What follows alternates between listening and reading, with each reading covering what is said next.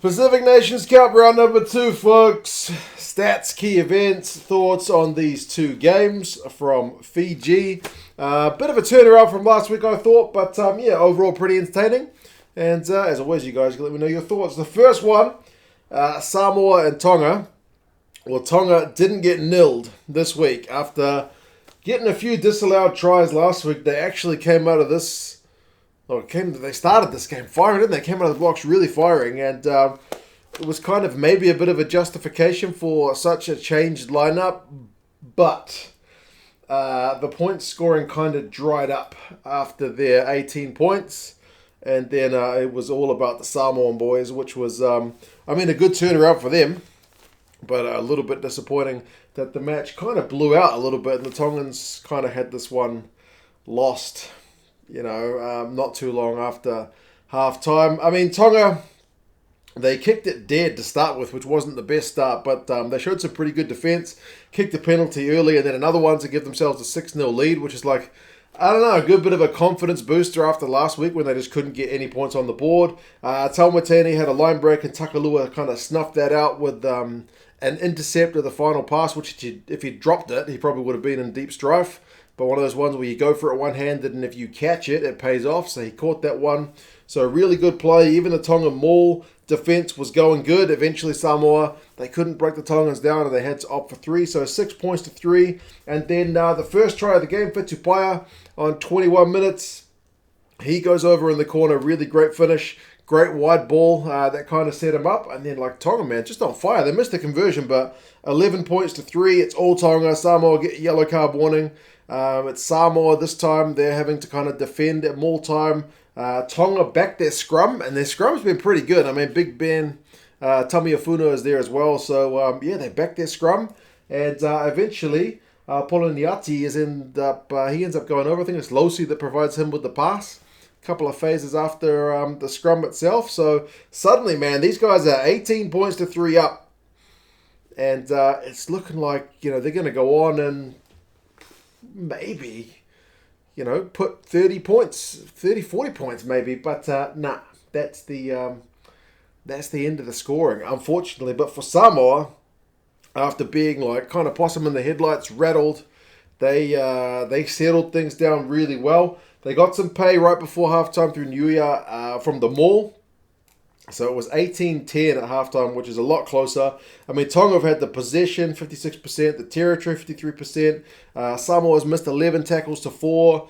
Tonga's had 4 handling errors to 2, which is maybe a little bit kind of lacking that clinical edge. But ultimately, the first half's pretty much all about Tonga with a little bit of a momentum swing in those kind of last few minutes. But that swing doesn't come back Tonga's way, eh? It just keeps going for Samoa. They continue the pressure from the first half. The try scorer, Poloniati, ends up getting yellow carded because they're having to kind of defend that Samoa maul. Eventually it goes over, so Nui gets his second one of 46 minutes. They miss the conversion again, so it's 15 points to 18. The Tongan guys are kind of hanging on. But then second try during the yellow card period, it's another maul. It's a hat trick. This time he has to peel off.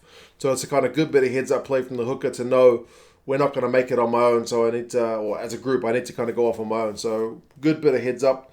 And another misconversion, but 20 points to 18, that puts Samoa in front. And you can tell by the scoreline, they're not going to go behind again. So 10 points during the yellow card is a pretty brutal one for the Tongan boys. Tonga did have a chance to stop the flow on 56 minutes when FIJvAUA had a shot at goal, but he missed it, and there was really not much going for them in the second half. Samoa were dominating the breakdown where they'd been under a bit of pressure in the first half. And then Tamua Manu ends up getting an intercept on 63 minutes. That's where I write game over. This game is done. It's 27 points to 18. It's a bit of a messy period to end the game, to be honest, but it does end with another Samoan try. 77 minutes. McFarland is able to go over. So, Samoa just too good in the end. They end up dominating the possession and territory, which they were down in the first half. They end up dominating the whole game. Overall, it's 54-46, so there must have been 60-something in the second half. Same with the territory. Time in opposition 22, 5 minutes and 10 seconds to 2 minutes 24 for the Tongans. Pretty brutal. Taufua on his debut won a turnover and was looking pretty busy, especially in the second half. Vui, he wins the line out that gets the first maul try to get kind of Samoa back in the action. Big Ben Tameifuna, like I said, they did have a bit of scrum dominance in the first half, but couldn't maintain it for the course of the game. So Tonga, they are now 0-2. Samoa on the flip side are 2 from 2. So it's going to be an interesting battle in that final round. The final game of this round, though, was Fiji against Australia. Obviously, slightly better crowd because it's in Fiji and everyone wants to see their home team play. So by the end of the game, or by the second game's kickoff, the crowd was really built very nicely, like very vocal, good crowd. I'm loving seeing the crowds in Fiji this year. I mean, there was a fair few people there for the warm-up, if you can call it that, curtain raiser for the local fans, for Samoa and Tonga, but a lot more there for the Fijian boys. But the Fijian boys couldn't give their fans a win, unfortunately. 18 points to 32. I say unfortunately, good on the Aussie boys because they were a bit disappointing in their first round. They've come away with a win. I mean, Fiji were running the game early. Habosi was getting them into some space, which was pleasing, but they ended up opting for a 3.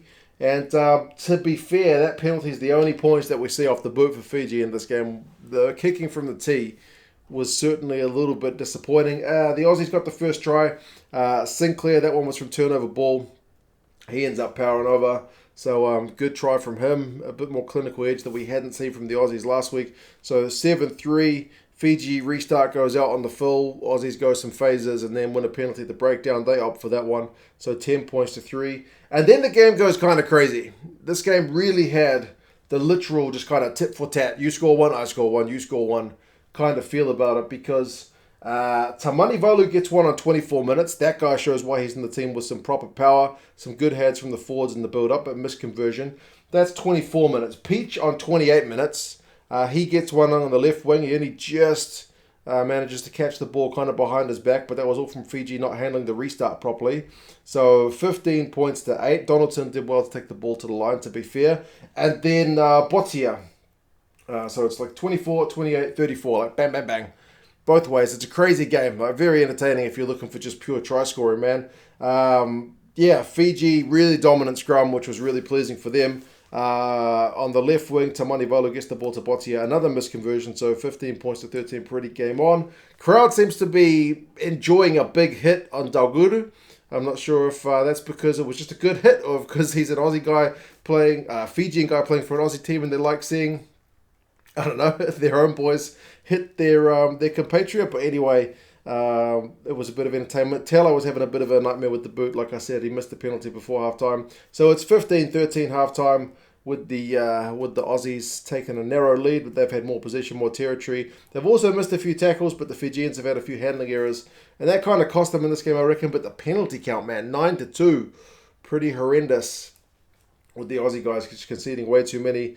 Second half, Vola comes on in the pretty much the start of the second half, which is maybe a nod. I don't know if Taylor had an injury, but I'm imagining they wanted to see something else with the boot. But Vola didn't really have his kicking boots on either, to be honest.